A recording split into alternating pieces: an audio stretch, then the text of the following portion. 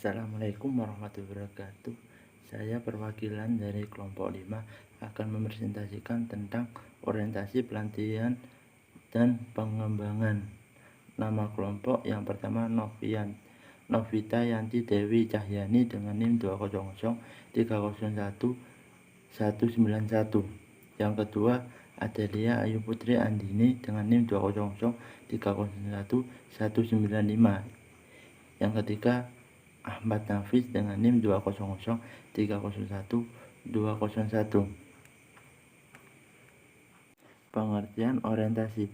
Orientasi adalah usaha membantu para pekerja agar mengenali secara baik dan mampu beradaptasi dengan suatu situasi atau dengan lingkungan atau iklim bisnis suatu organisasi atau perusahaan. Orientasi itu dianalogkan dengan kegiatan sosialisasi. Oleh karena itu, orientasi diartikan juga sebagai proses memperkenalkan pekerja baru dari rekrutmen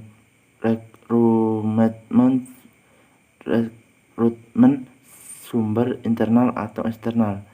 Menteri-menteri yang diberikan pada masa orientasi kepada para SDM atau karyawan baru meliputi yang pertama, profil organisasi, termasuk di dalam sejarah berdirinya perusahaan, visi dan misi yang ingin dicapai perusahaan, struktur organisasi perusahaan berikut para pemangku jabatan pada seluruh departemen yang perlu diketahui.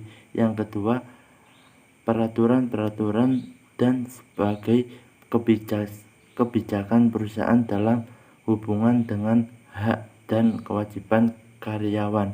Yang ketiga, sebagai fasilitas yang mungkin dapat digunakan atau tidak boleh digunakan oleh karyawan. Yang keempat, pengenalan kondisi lingkungan kerja di mana karyawan tersebut akan kerja seperti siapa yang menjadi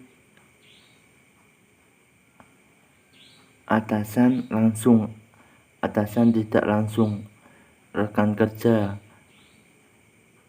bawahan, kondisi ruangan kerja dan fasilitasnya.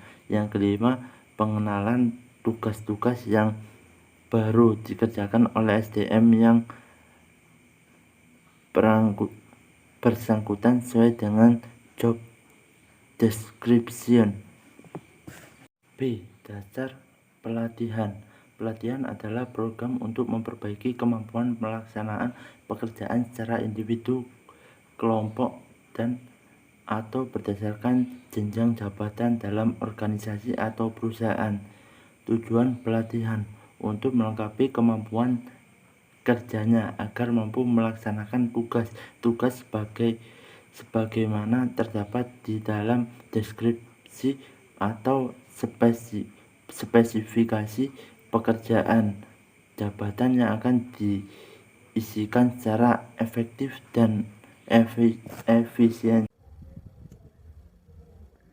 C. Masalahnya yang dihadapi pekerja baru. A. Masalah untuk diterima dalam sebuah kelompok. Sebuah organisasi atau perusahaan merupakan sebuah masyarakat atau kehidupan kelompok manusia dengan kebudayaan bisnis yang tidak sama dengan kebudayaan kelompok masyarakat lainnya di luar. B. Harapan yang berlebih-lebihan. Banyak para pekerja baru yang sebelum diterima atau pada pemulaan bekerja di lingkungan suatu organisasi atau perusahaan memiliki harapan-harapan yang terlalu tinggi dan bersifat berlebihan. Apabila harapan itu yang dianggapnya sebagai kewajiban organisasi atau perusahaan untuk memenuhinya tidak menjadi kenyataannya, dapat memperlemah motivasi kerjanya. Sedangkan yang C. Kesan kerja pertama. Kesan pertama itu sangat berpengaruh pada perilaku sebagai individu dan dalam bekerja. Kesan itu antara lain mengenai kondisi organisasi atau perubahan dalam memberikan peluang bagi dirinya untuk maju dan berkembang. Kondisi teman sekerja apakah merupakan faktor yang mendukung atau menghambat berprestasi sesuai dengan standar pekerja yang harus dipenuhi. D. Pelaksanaan program orientasi. Program orientasi harus diselenggarakan untuk memenuhi berbagai kebutuhan agar masalah-masalah tersebut dapat dihindari atau diatasinya. 3 jenis kebutuhan tersebut adalah sebagai berikut. A. Program orientasi harus mampu membantu para pekerja baru untuk mengetahui dan memahami standar pekerja harapan organisasi atau perusahaan pada dirinya, norma-norma dan tradisi yang dihormati dan berlaku di perusahaan serta kebijakan yang harus dijalankan. B. Program orientasi harus mampu membantu para pekerja baru untuk memahami dan bersedia melaksanakan perilaku sosial yang mewarnai kehidupan organisasi atau perusahaan sehari-hari. C. Program orientasi harus mampu membantu para pekerja baru untuk mengetahui dan memahami berbagai aspek teknis pekerjaan atau jabatannya agar mampu melaksanakan tugas-tugasnya secara efektif, efisien, dan produktif. Tindak lanjut kegiatan orientasi.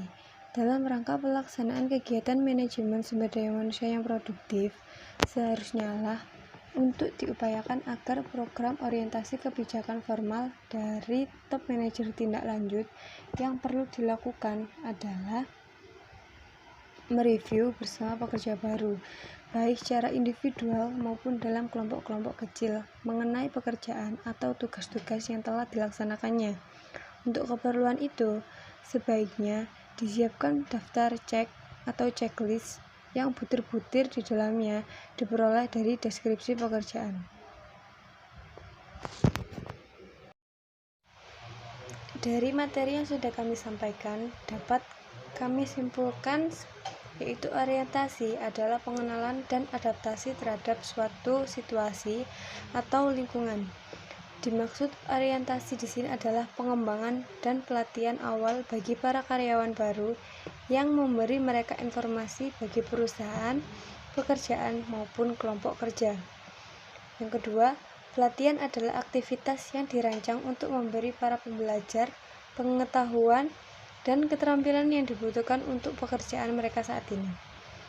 Ketiga, pengembangan manajemen terdiri atas seluruh pengalaman pelatihan yang diberikan oleh organisasi yang menghasilkan peningkatan keterampilan dan pengetahuan yang diperlukan dalam posisi-posisi manajerial saat ini dan di masa mendatang.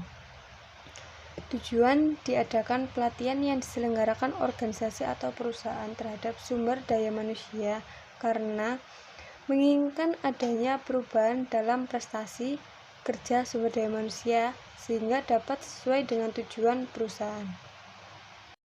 Sekian presentasi dari kelompok kami, semoga bermanfaat. Kurang lebihnya kami mohon maaf. Wassalamualaikum warahmatullahi wabarakatuh.